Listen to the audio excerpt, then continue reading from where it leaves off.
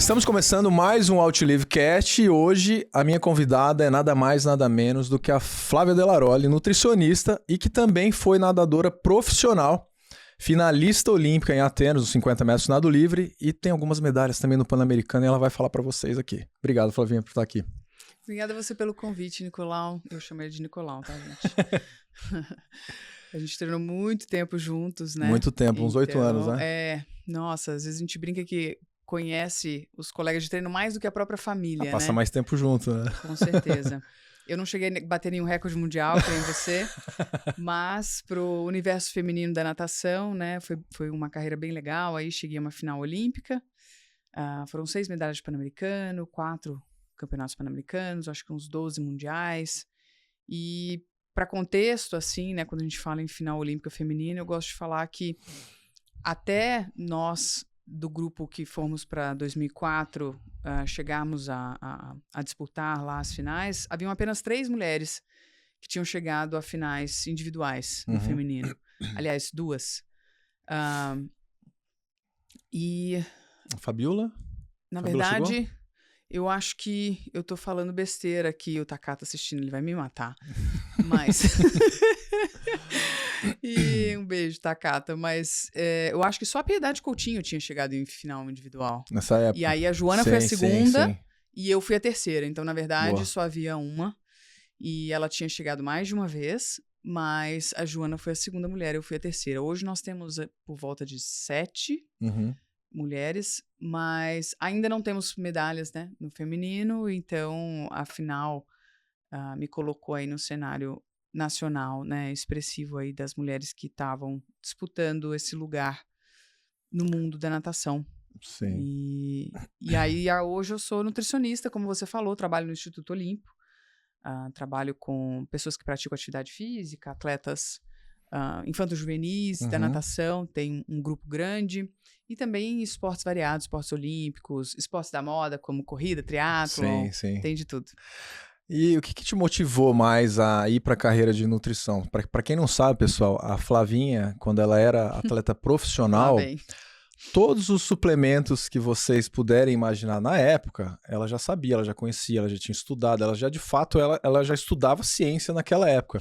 E até em competições, quando a gente queria entender um pouco mais, ou até discutir sobre suplementos, a Flavinha era uma pessoa que eu procurava, porque ela tinha profundidade naquele tema ali. Flavinha, você acha que daquela época que você era atleta profissional, você consumia alguns suplementos, você ia em nutricionistas. Hoje, você acha que com o conhecimento que você tem hoje, você acha que mudou muita coisa, tem muita novidade? O que você pode falar sobre isso? Nossa, eu brinco até com os atletas, é legal. Você tomava maltodestrina, pô, aí? Gente, quase peguei a época da destrose ainda. Destrozol. Meus irmãos tomaram destrozol. Nós tínhamos muito poucos recursos, né, Nicolau? Acho que quando surgiu lá o Endurox, já foi uau, né? Então, eu cheguei a tomar o Endurox, barra de Power Bar, né? Já era uma super novidade. Sim. Então, nós fazíamos o melhor que tinha com os recursos da época de forma muito empírica. Como você falou, a gente lia, estudava alguma coisa, mas muito era na tentativa e erro também. Mas eu brinco com meus atletas que hoje você tem todos os tipos de recursos de cafeína, gelzinho, cápsula, não sei o que lá, não sei o que lá. Pré-treino de dormir, sistema imune. Não sei se você lembra disso, mas eu pegava Nescafé em pó. Sim. E fazia aquela gororoba concentrada para ter a cafeína para nadar, entendeu? Não vendia cafeína na época. Imagina. Dosagem, você acha? Pra quê dosar? E era assim, você tomava um energético, né, que tinha cafeína e provavelmente você ia no banheiro antes de competir, né? Tinha esse problema. Eu não sei se você lembra disso, mas eu usava energético às vezes no treino. Eu diluía na água. E a galera ficava me xingando, porque o pessoal associava muito cheiro. E cheiro na piscina, gente, é um negócio que alastra. Se você passa um desodorante, as pessoas vão sentir na piscina inteira, um cheiro mais forte, né? Então, a gente estava ali na piscina, às vezes subiu uma pessoa do banheiro que tinha tomado banho, passou um perfume, alguma coisa, nossa, a piscina inteira já ficava, ai meu Deus. Por mais que seja um cheiro bom, quando você tá ali procurando por ar, né, no auge do treino, você não quer nenhum cheiro forte. E o Red Bull, eu achava muito agradável o cheiro, que era o que eu usava na época. Hoje temos diversos energéticos, mas eu usava na época, cheguei até a ter patrocínio uma época, e eu gostava muito do gosto, nunca fui de balada, não associava aquilo a álcool, mas na época era muito associado a álcool na cabeça das pessoas. E aí meus colegas que às vezes gostavam às vezes de uma baladinha, ia e sentia o cheiro, associava esse cheiro e falava, poxa vida, no meio do treino, no meio da série forte, sentia esse cheiro, meio, de novo, meio desconexo ali, né? Mas eu já testava e usava muita coisa assim, eu sabia muito, para além de suplemento, eu sentia que eu era uma pessoa que tinha muito impacto da alimentação no meu desempenho. Então, eu já ficava muito preocupada. Não sei se você lembra disso, da comida do hotel, onde a gente vai comer quando tem uma escala de voo, que às vezes a nossa confederação pagava um lanche, né, assim, de um hambúrguer, né, mais xixelento ali. Você não comeria, mas lá você tá comendo, né? Então, e aí eu não comia, eu ficava sem comer. E eu procurava coisa para comer enfim, às vezes vinha um grupo pequeno comigo, mas era sempre eu procurando. Eu me lembro de um mundial no Japão em que não tinha proteína na refeição suficiente. Sim. Eu descia, ou era engordurado, assim, eu descia, achei um restaurante, eu falava inglês, o cara lá só falava japonês, e eu chegava, ele já preparava uma carninha lá pra mim, bem passada, eu consegui me comunicar. Perrengue, né, de exatamente. Viagem. Então eu levava lata de atum. Então eu já tenho várias manhas assim que eu desenvolvi ao longo de um período mais difícil e que hoje eu tento auxiliar os atletas para o que eu falo é sempre assim, o importante é ter recurso. Porque perrengue vai ter. Sim. Às vezes mal-estar vai ter, né? A menina vai ter cólica, né? Sim. A pessoa às vezes vai comer uma coisa e não caiu tão bem. Mas minimamente se alimentar bem. Saber o que você vai comer e vai tomar. Eu chegava na frente dos meus médicos e falava assim, me fala tudo o que eu vou precisar se eu passar mal. Então até a parte de médica, assim, eu queria estar preparada, né? Para chegar lá e poder ter recurso, não depender de ninguém para desempenhar. Entendi. E hoje, assim, por exemplo, com a cabeça que você tem hoje, com o conhecimento que você tem hoje, o que você faria diferente para Flávia como atleta profissional em questões de suplementação? Praticamente tudo. Apesar... Você foi cada vez mais estudando a nutrição, você falou, putz, cara, podia ter feito isso. Nossa, que besteira. Eu acho que, em primeiro lugar de todos, tá o próprio conceito do corpo do atleta. Isso daí é algo que tira muita energia das meninas, e não foi diferente comigo. E acho que a preocupação com a forma excede a preocupação com a função. Então, eu já tive que chegar para atleta e perguntar se o índice que a pessoa estava buscando era atrelado a um percentual de gordura. De tanto que a pessoa estava preocupada com o percentual de gordura. Questão estética, mas assim, um estético que é imposto. Porque às vezes a pessoa condiciona a performance ao estético. Entendeu? Ela não consegue nem se permitir... O perfil dos nadadores tem... Ela não consegue se permitir mentalmente achar que vai nadar bem se o corpo não estiver... Entendeu? Parece um pré-requisito. Sim. Eu só me sinto preparado... Você sabe que a gente chega na competição, a gente tem que se sentir preparado em certos essa comparação existe também, né? O tempo todo se olha e vê o corpo do... Né? O do corpo, muitas vezes, passa à frente da preocupação com o desempenho no treino de fato. Mas você acha que a mulher é mais questão de se estar magro ou não? Ou tem a questão de ser forte também na competição? Porque o homem quer saber se o outro tá forte ou não. Ele fala, caramba, o cara tá mais forte que eu. Mas magro também. Hoje em dia, muito do magro também. Tá. A mulher, ela tem uma pressão que é social, que é implícita, relacionada à parte de beleza mesmo. Sim, de cuidados, né, pessoais. Cuidado, então se o cabelo, se a pele, se não sei o que lá. Então, muitas coisas a gente quase não consegue deixar de ligar, né? Você não vai... vou raspar meu cabelo aqui porque, dane-se, eu tô pensando só em nadar. Não vai. E eu não tô nem dizendo que isso é o que deveria ser feito. Mas a pressão social, ela é pesada. E a forma que olham o corpo, né, e a forma da mulher, parece que nunca tá bom. Porque o homem chega uma hora que tá bom.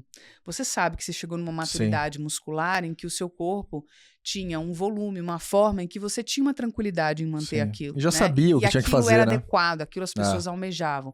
As mulheres, elas estão sempre entre. Elas ou são magra demais, forte de menos, magra de menos, e tudo não existe, né, um lugar confortável nunca para esse corpo feminino. Sempre um incômodo, né? Exatamente. E eu já aviso, né, atletas que estão entrando nesse ramo mais competitivo, não digo nem profissional, porque às vezes você treina como um profissional muito antes de se tornar um profissional, né? Então, o atleta ele já começa a ser visto como um objeto. Isso é inevitável. Então, você chega... Exato. Você chega, as pessoas te avaliam. Eu me lembro muito bem, eu chegava em competições, eu já estava em evidência. A primeira coisa que a pessoa falava pra mim é: tá forte, tá magra, tá isso, tá aquilo. E forte quer dizer que você tá gorda. Essa temporada ela tá mais forte? Não, forte pra mulher quer dizer gorda. Que você tá gorda. É. Então tem que falar sempre tá magra. Não, porque você já sabia o que a pessoa queria dizer, entendeu? Ah, tá fortinha, hein, tá não sei o quê. Então, só que a pessoa nem te falou oi. Isso incomodava? Não, porque eu já estava muito acostumada, mas você é condicionado a cuidar disso. Então, você despende um tanto de energia com isso. A mais, né? E eu falo também que eu só não entrei, às vezes, num distúrbio alimentar, numa coisa assim, porque o meu ambiente familiar, ele é totalmente o oposto. Então, a comida é um lugar tão de amor e tão de compartilhamento que eu, pensando assim, ninguém nunca, em momento nenhum na minha casa, falou nada sobre o meu corpo. Nem quando eu era criança. Então, era um lugar, assim, que... Tinha conforto. Poxa vida, era aquilo seguro. não era uma evidência. Então, eu conseguia fazer esse contraste com outro ambiente. E apesar de gastar energia com isso, não é um lugar que entrou, por exemplo, num transtorno para mim. Poderia te atrapalhar, né? Mas inúmeras meninas entram, muitas nem sabem que tem, né? E guiam. E o pior de tudo... não sabem que estão gastando tanta energia assim. E poderiam direcionar muito melhor essa energia. Sim. Bom, né? Isso já diz muito respeito de como eu teria redirecionado melhor essa minha energia. E, apesar da gente falar aqui de suplementos, disso, do power bar, não sei o que lá, durante o treino, até, sei lá, os 20 anos de idade, já quase indo pra Olimpíada, eu não tomava nem água. Nossa. Isso quando você treinou nos Estados Unidos, né? Quando eu voltei também. Ah, quando você voltou também. Quando eu voltei também. Então, eu demorei a entrar nessa suplementação intra e na hidratação adequada do treino, eu acho. E passei por diversos nutricionistas, mas a abordagem com o feminino era sempre muito inespecífica, não tinha um conhecimento muito grande relacionado à natação. E aí perguntavam o que eu queria, e o que eu queria era sempre tá magra, tá menor, tá leve para competir.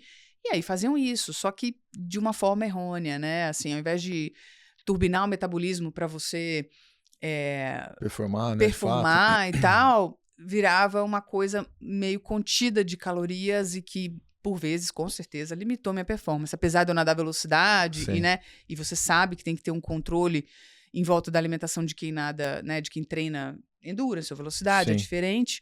Mas acho que, com certeza, milhões de coisas eu faria errado. Mas é a minha história, é o jeito que eu também aprendi muita coisa e hoje posso falar mas isso é bom, né? Para as pessoas hoje, de tipo, olha, não vai por esse caminho, eu já fiz isso, ou faz aquilo, já testei dietas loucas no meu corpo. Né? Tipo, eu fiz isso, eu vou te falando que não deu certo, vai por esse caminho. Então, assim, quando começaram a falar, ai, nossa, dieta low carb, nananã, tal, eu testei também, entendeu? Eu sei o que isso fez no meu corpo, eu sei o que isso fez com a minha performance. Então, isso é muito legal, porque a gente traz aí a teoria estudada e também muito do vivenciado e a prática para dizer para a pessoa, cara, tua fisiologia é individual. Vamos pegar a teoria e vamos testar junto, vamos nesse caminho junto. Não adianta, não existe uma coisa que eu vou te falar e falar assim, faz o que eu tô te falando que vai dar certo. Sem o teu feedback, sem a tua antena de intuição ligada, não vai. Atleta sem intuição e sem percepção do próprio corpo, do próprio treino... leva tempo também, né? Tá morto, não vai pra lugar nenhum. E hoje em dia você tá treinando junto com a rotina de mãe, assim, eu senti um pouco de dificuldade de entender o padrão de treinamento. Hoje eu ainda nado, faço preparação física, mais para pensar em longevidade. Mas quando não tem o fator competição, eu senti falta. Eu falei, caramba, mas eu tô fazendo isso aqui, então a gente tinha lá começo, meio e fim, competia e testava, falava, beleza, agora vamos pro próximo bloco. Pra que eu tô fazendo isso, pra que eu tô fazendo isso? Mas os desafios que eu vejo hoje, eles aparecem no trabalho, em construção, que a gente tá fazendo, em empresa que eu tô investindo também. Eu falei, puta, isso é um desafio que se tornou a minha medalha, né? A minha busca. Aconteceu isso com você, de fato? Assim, ou você treina ainda hoje? Eu acho que a vida toda vira uma bagunça, também, né? Quando para, né, Nicolau? Eu não sei você, mas assim, quando eu parei... Até de identidade, né? Você fala, caramba, e agora? Né? Todo mundo perguntando o que você vai fazer. E aquela coisa assim, você tem uma vida de um jeito que é tão formatada pra performance, que quando você para, você fala assim, será que eu gosto de tomar sorvete? Será que eu gosto de dormir tarde? Ou é porque todo mundo fala que é legal, entendeu? Porque que eu nunca fiz, né? Porque é uma coisa que não é do meu hábito. Isso eu gosto de verdade. Sim. Então eu precisei testar muita coisa, entender. Os feriados deixavam minha cabeça muito louca. A questão também me incomodava. Não é? E de você parar assim em dezembro e falar assim: o que esse povo faz até fevereiro? Fica um mês sem fazer nada. Ai, gente, você me entende. Mas assim, a gente fica muito louco, assim, meio perdido mesmo, né? Porque a gente não se conhece nesse outro jeito, que é um jeito de viver em que você distribui sua intensidade de forma diferente. Você também já deve ter feito, né, tentado colocar a intensidade que você põe no treino em certas coisas e não deu certo. Por quê? Você não tem o mesmo horário para dormir, você não tem a mesma distribuição de alimentação, você não tem a mesma vida. A outra era toda regradinha para que você bolha, pudesse uma bolha ali, né? Colocar essa intensidade e reciclar sua energia para voltar e colocar a intensidade de novo. E agora a gente precisa distribuir essa intensidade com inteligência. E isso é muito difícil, gerenciar o próprio tempo, num tempo muito fluido, né? Às vezes não dá para treinar e tá tudo bem também. E mãe não tem autonomia sobre o próprio tempo. Isso. O seu tempo é o tempo que, entendeu? Você pode ter de acordo com a agenda de todo mundo da casa. É adaptado, né? Porque tudo que estoura em casa, a primeira pessoa que se adapta sou eu, né? Então, se uma funcionária, se um filho, se meu marido, se não sei o que lá, eu é que seguro as pontas em casa. Então, isso, pra mim, né, essa falta dessa individualidade, desse tempo só meu, porque hoje nem xixi eu faço sozinha, essa falta dessa hora pra cada coisa foi sofrido. Sim. E com isso, a prática da atividade física. Só que pra mim foi diferente assim. Quando eu parei, você sabe, eu não queria nem ver piscina. Sim. E aí eu fiquei 8 anos sem nadar. Então, muito menos competi. Até hoje eu não quero competir em natação. Mas aí, quando eu fui retornando lá com o Gui... Foi tomando gosto, né? Fui criando um novo lugar. Porque eu olhava pro pessoal que nadava amador e falava, nossa, eu quero isso, mas eu não sei se eu vou ter nessa vida. Com toda essa bagagem que eu tenho, não sei se vai me ser permitido ter isso nessa vida. Acho que pra mim a mudança de chave, de tipo, eu vou treinar com essa galera, mas tudo bem, é só um treino. Antes era sempre performance. Então essa mudança eu achei difícil. Enquanto eu era performance, eu nem chegava perto da piscina. Eu já construí esse novo lugar nesse sentimento. E aí eu treinava sozinha pra primeiro tirar esse asco que eu tinha com a água, com a piscina, que não é da água. É meu, mas eu precisei dissolver isso, né, ativamente ali com terapia, com a piscina e tal. Aí quando eu me senti pronta de tipo, beleza, eu tô confortável na piscina, agora eu vou encarar outras pessoas. E aí o grupo que eu encontrei foi tão legal, que foi fácil eu me sentir a tiazona indo treinar, sabe? Muito bom. Assim, não, pô, tiazona, eu quando era profissional, eu já era o tiozão, Flavinha. Então, eu também.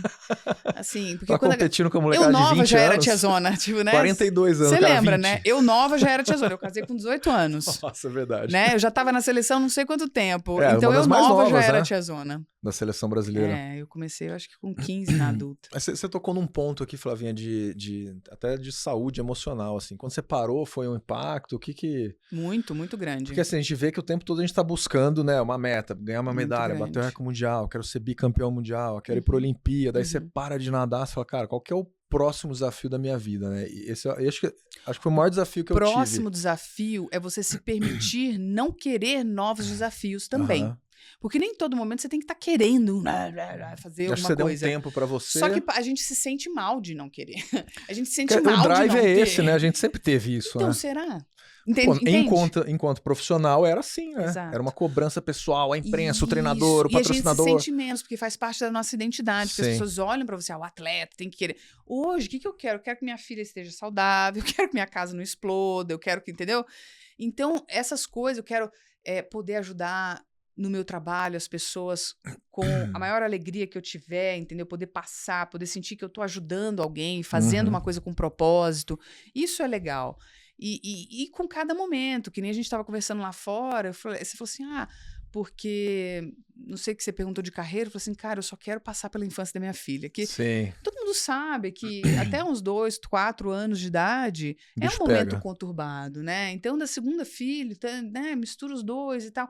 Então, assim, se permitir viver um momento de forma tranquila, eu acho que foi o meu maior desafio e está sendo a cada momento de vida, porque a gente ainda tem esse atletinha lá dentro, que vem a calhar em alguns momentos, mas que vira e mexe, vira uma cobrança meio estúpida. Então, só para contexto, eu vou falar de uma historinha de uma de uma mulher que eu encontrei numa festa de criança do meu filho. Eu estava voltando a trabalhar, totalmente insatisfeita, você sabe como é, né? Depois de ter minha filha. E eu sentei lá e ouvi a história dela de que comprou um apartamento novo e que antes estava tudo bem, estava no apartamento, viajando, não sei o que lá, e agora estava num apartamento novo e insatisfeita porque agora tinha que trabalhar de fim de semana, mal aproveitava o apartamento, não conseguia viajar por causa da parte financeira.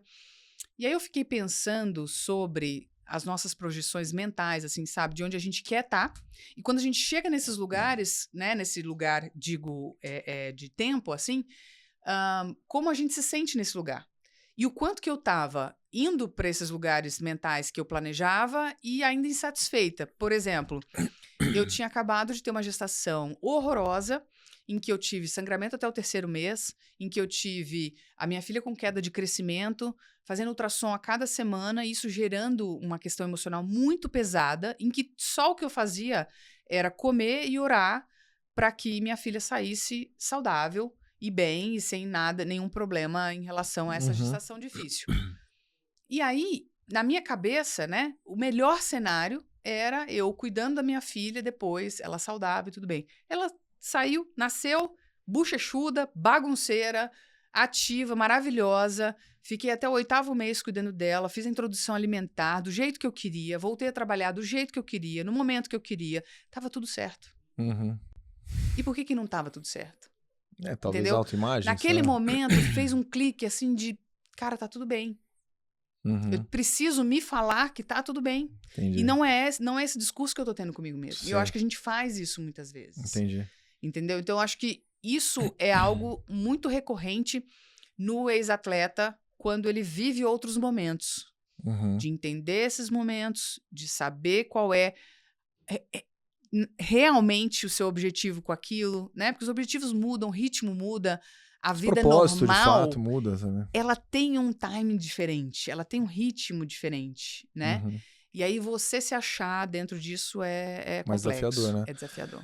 Eu costumo dizer que a gente fala muito em alta performance, principalmente em palestras assim, que eu tenho feito, né? Que nada mais é do que entregar resultados consistentes a longo prazo, acima da média e muitas vezes além do esperado, né? Isso é o ponto pro atleta. Mas eu adicionaria saúde emocional, né? Saúde emocional, se você não tem saúde emocional para lidar, isso nem falando de atleta profissional, de um profissional de alta performance que quer viver, entregar resultado acima da média, não deixar de lado a saúde emocional, né? Isso é um ponto super importante para a longevidade, inclusive, porque se você fizer uma analogia, né, com a sua vida de atleta, você sabia muito bem que se você não comesse na hora certa, não dormisse na hora certa, certo? Não controlasse o seu ambiente, você não conseguia entregar aquilo na piscina, certo? Isso era muito claro para você. Certeza. E isso é muito difundido, isso é muito óbvio, vamos dizer assim.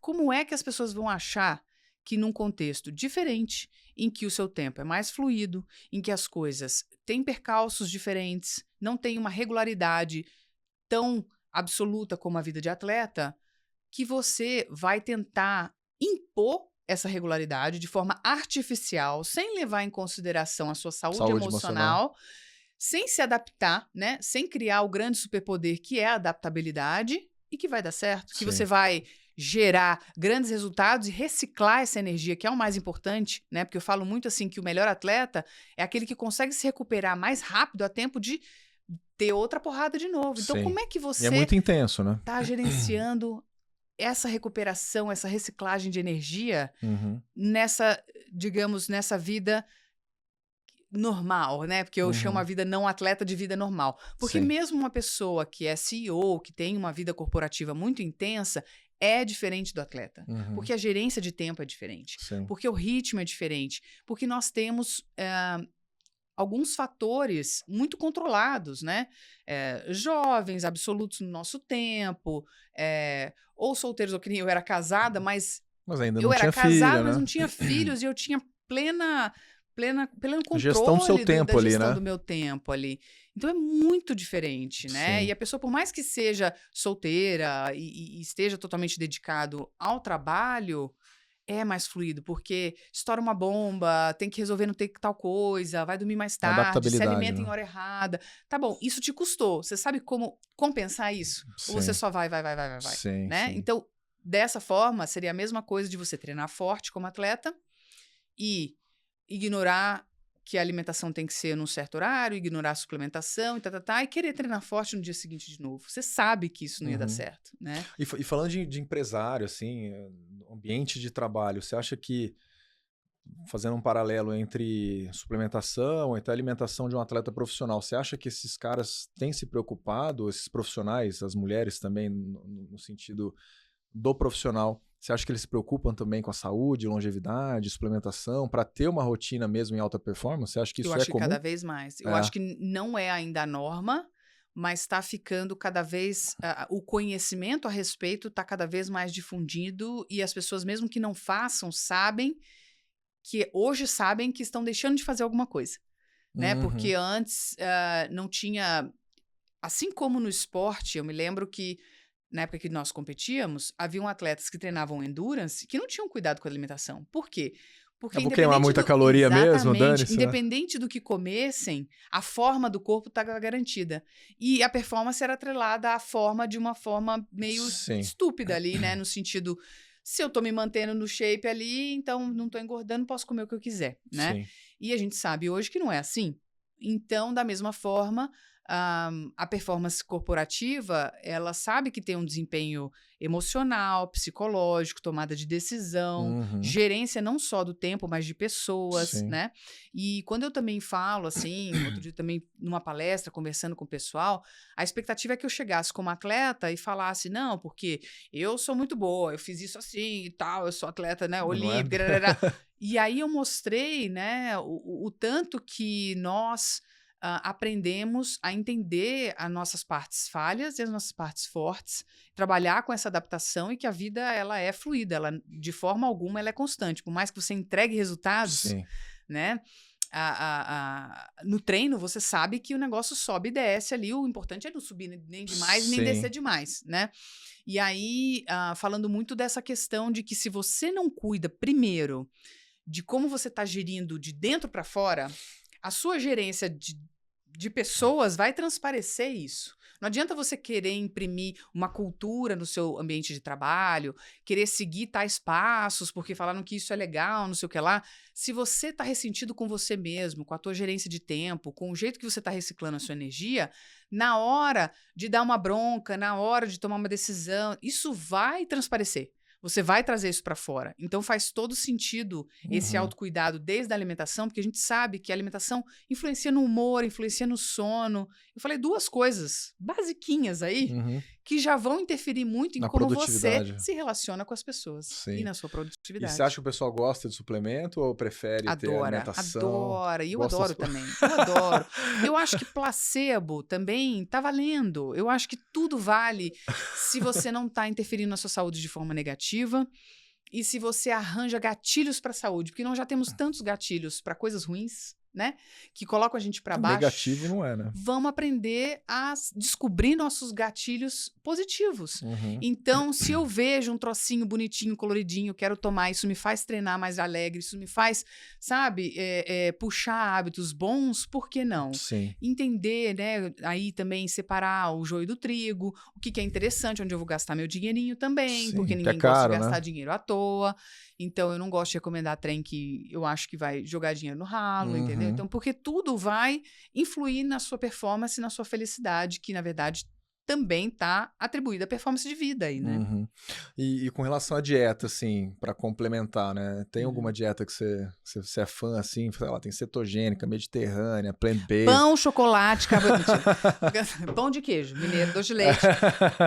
Gente, eu acho que tudo depende muito do contexto e da fisiologia de cada um. Eu gosto de ouvir. Eu gosto de ouvir a história da pessoa, eu gosto de ouvir como ela se alimentou durante a vida inteira. Eu brinco que eu acabei de te conhecer. Me ensina sobre você. Vamos trabalhar junto.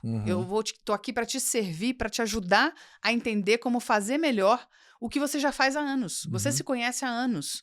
Então eu quero entender como você chegou até aquilo ali, para daí saber o que eu vou aplicar com você. Porque tudo pode ser legal dentro da medida adequada e se usado com inteligência, com percepção, com intuição, né?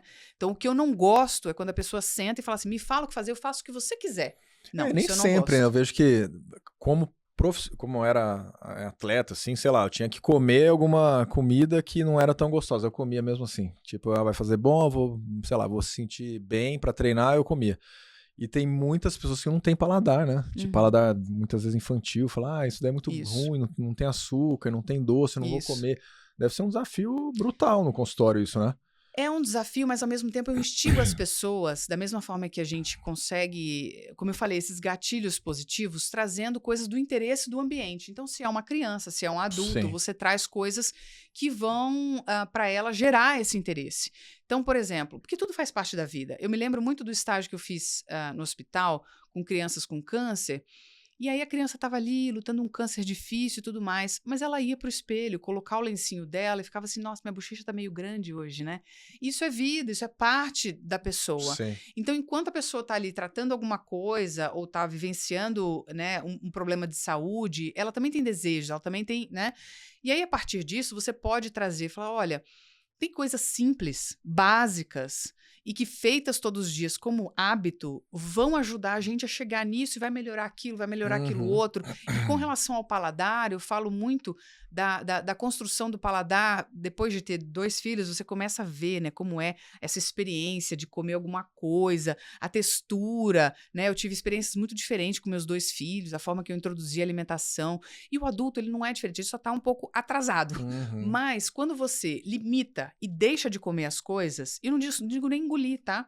Mas quando você deixa de estar exposto a certas coisas, o teu cérebro vai entender aquilo como esquisito, distante e tal. É lógico que tem coisas que a gente não gosta. Você não precisa gostar de todas as frutas, de todos os legumes, né? Mas se você tem uma gama ok ali, beleza. Agora, quando a pessoa não come nada... Aí é um problema. Aí é difícil. O que eu falo?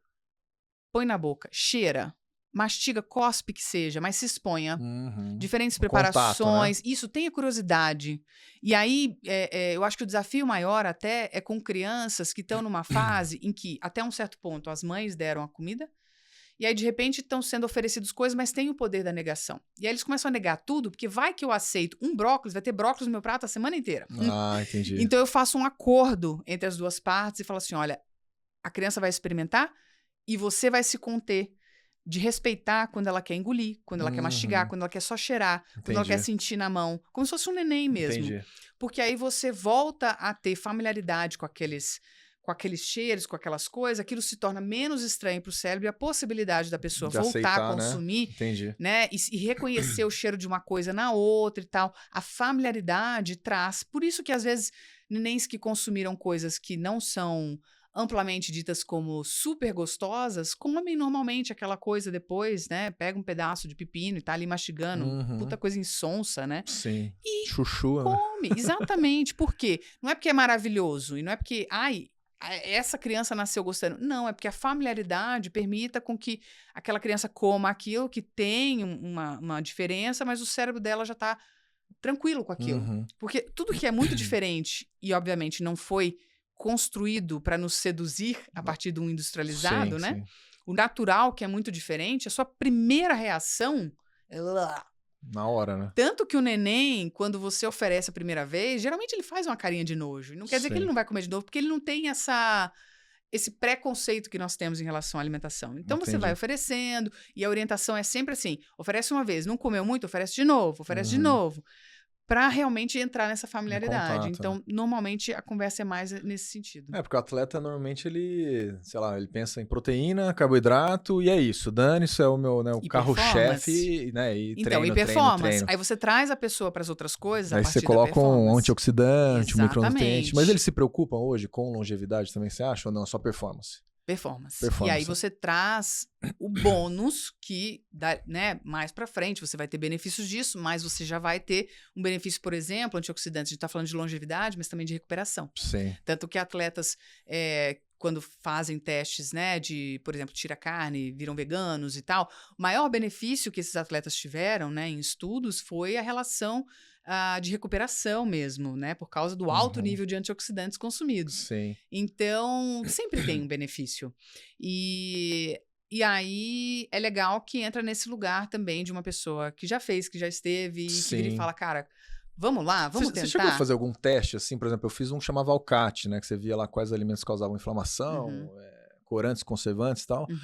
E eu me lembro que nesse teste, quando eu fiz, saiu banana, uva... Eu falo da história da banana sempre para meus pacientes, da sua história. Eu sempre tive queimação e azia. Exato, pode banana. Aí eu falei, cara, no teste saiu isso. E aí outros atletas também, cara, gema de ovo me dá ânsia de vômito. Uhum. Aí no teste saiu gema de ovo. Eu falei, cara, o negócio funciona. E eu comecei a aplicar. Eu senti, assim, uma mudança absurda em recuperação. Então, assim, esse teste tem ali, acho que deve ter um desvio ali de resultado, de assertividade. Mas foi muito legal, assim, quando eu fiz. Eu tenho muita parcimônia com testes em relação a algumas coisas, porque eu acho que eles têm algumas utilidades específicas muito boas, mas eles podem também acrescentar a noia.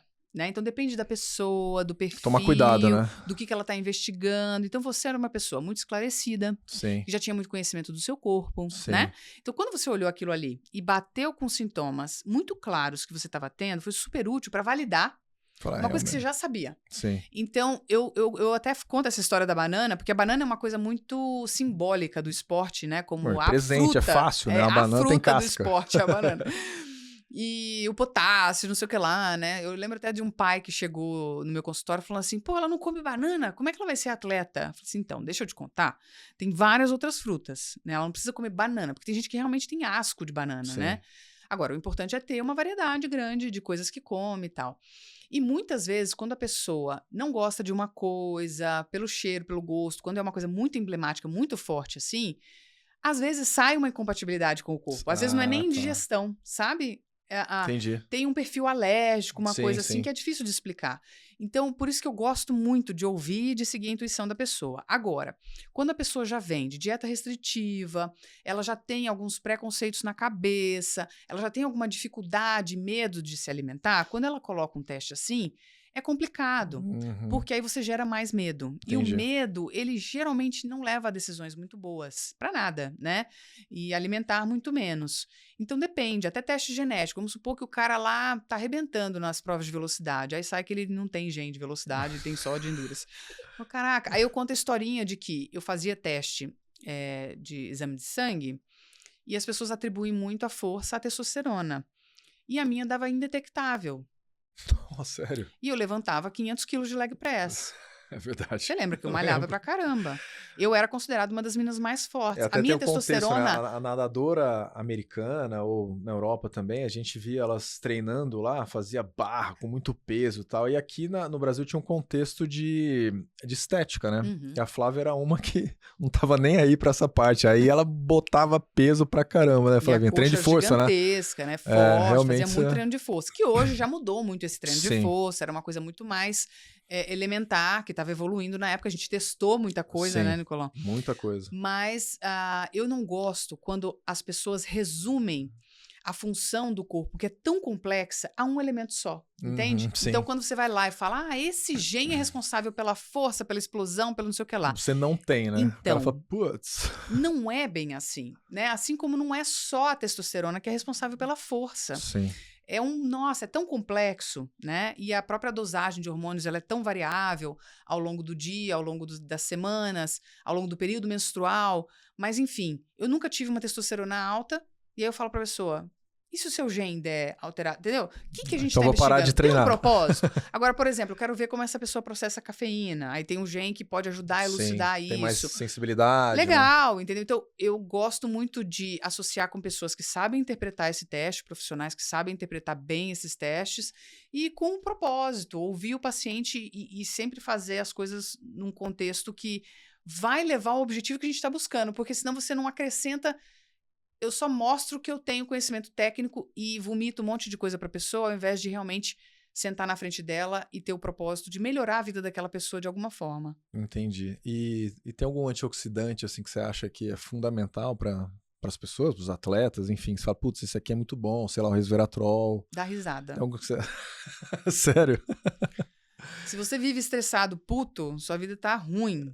Melhora, entendeu? Não resolve. Não adianta tomar um monte de coisa e não tá tendo senso de comunidade, prazer no que tá fazendo, reciclando tua energia. Eu acho que a questão de antioxidante, o estresse e o cortisol, ele vai ser muito mais danoso do que um chocolate gostoso que você coma com um amigo, tomando um cafezinho e dando risada, entendeu? Eu acho que as pessoas estão perdendo um pouco a mão na hora de enfatizar a substância, a unidade, de forma, eu vou falar até uma palavra forte, mas de uma forma meio burra. Burra porque não raciocina ao redor.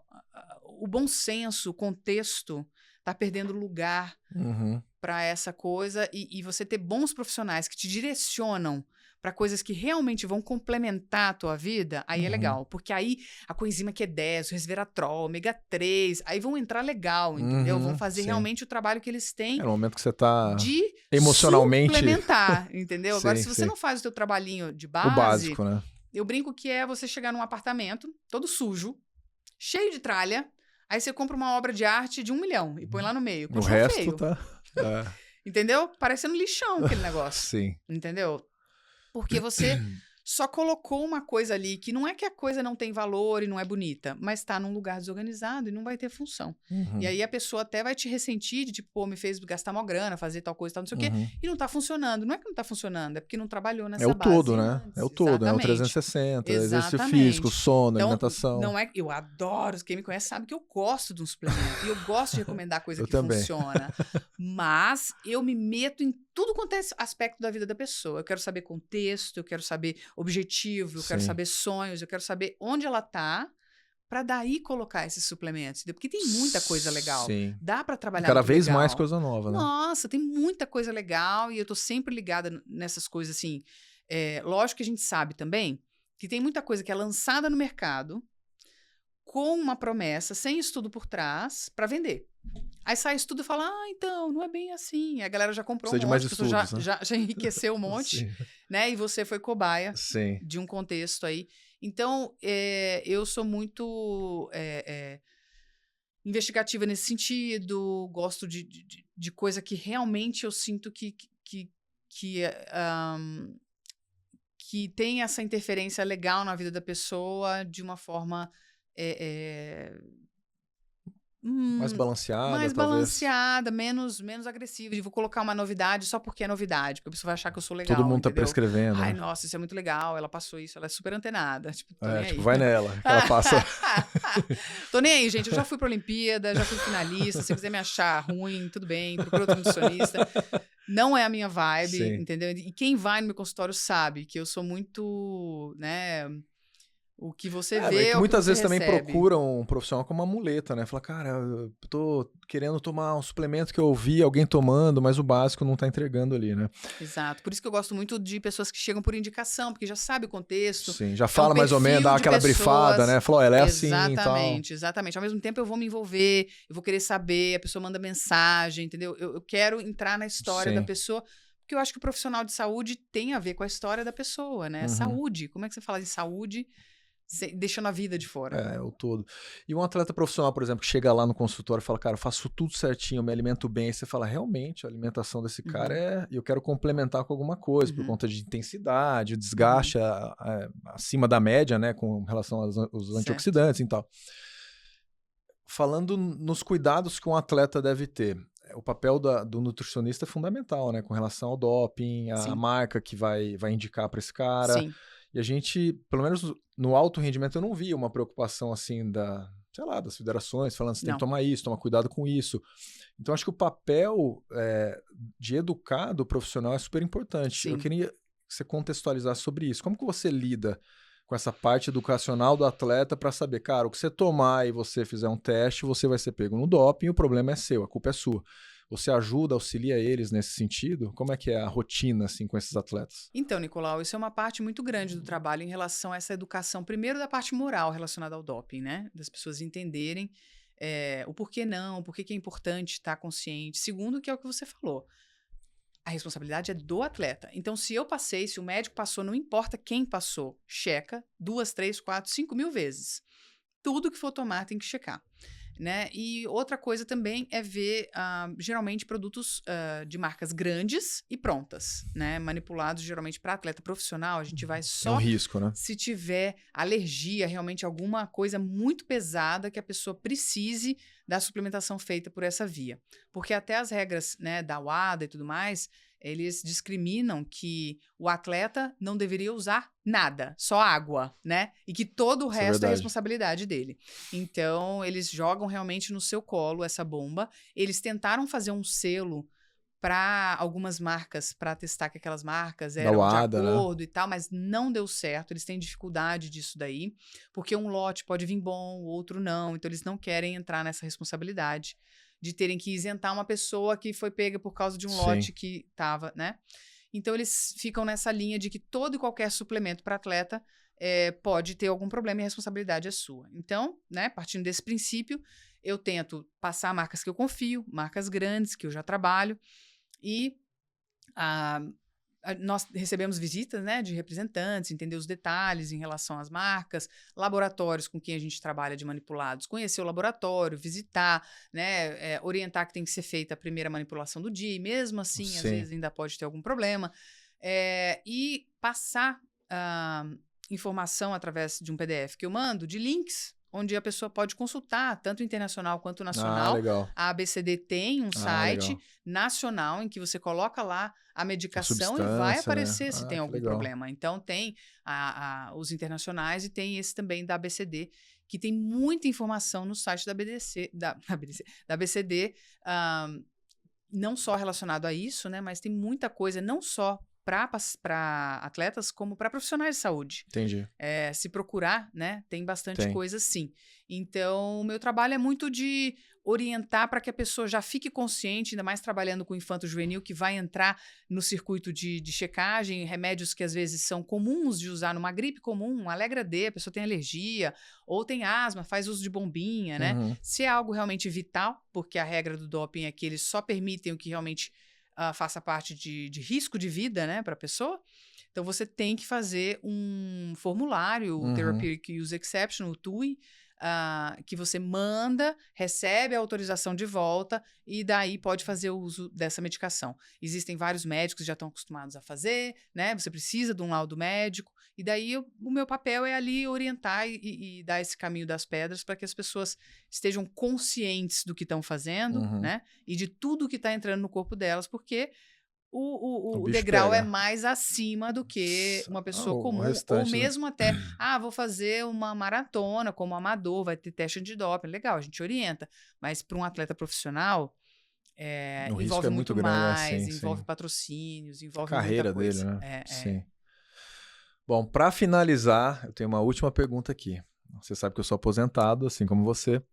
Se você tivesse que montar hoje uma suplementação para mim, sei lá, o ano que vem eu vou tentar bater um recorde mundial. Que suplementação você montaria? Olha o spoiler. A pessoa já dá um spoiler. Entre os velhos, né? 45 mais. O que você montaria, assim? De uma forma bem genérica, não precisa falar especificamente. Bom, eu vou falar duas coisas aqui primeiro, antes de falar isso, porque o número de pessoas que almeja ter o seu corpo não é brincadeira.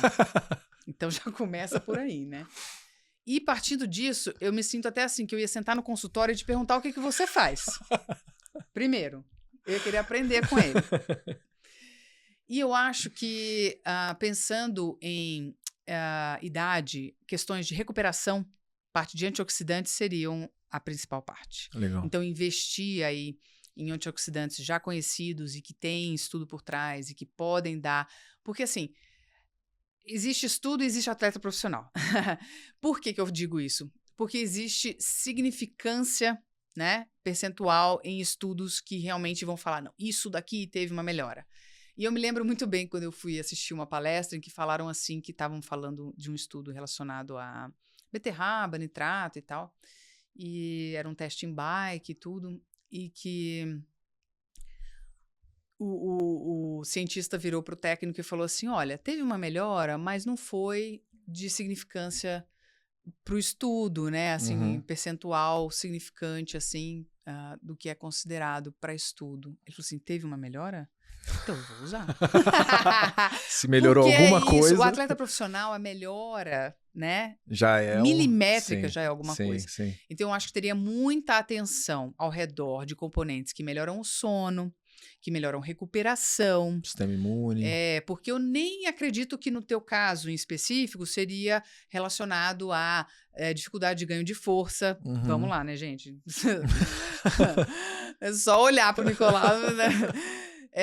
seria mais relacionado à parte de recuperação e sono, seria a ênfase e um cuidado com a alimentação para que ela, não é que só melhorar, mas para que ela não atrapalhe, porque eu acho que tem certas coisas que a gente faz com a alimentação e com a deteriorização do corpo, a digestão vai ficando mais difícil, né? Então, tudo vai ficando um pouquinho mais difícil. E trabalhar nisso, né, em conjunto com o trabalho de fisioterapeuta, de preparo físico, acaba sendo muito mais eficaz e inteligente do que focar só em componentes que seriam, né, óbvios de força e coisa e tal.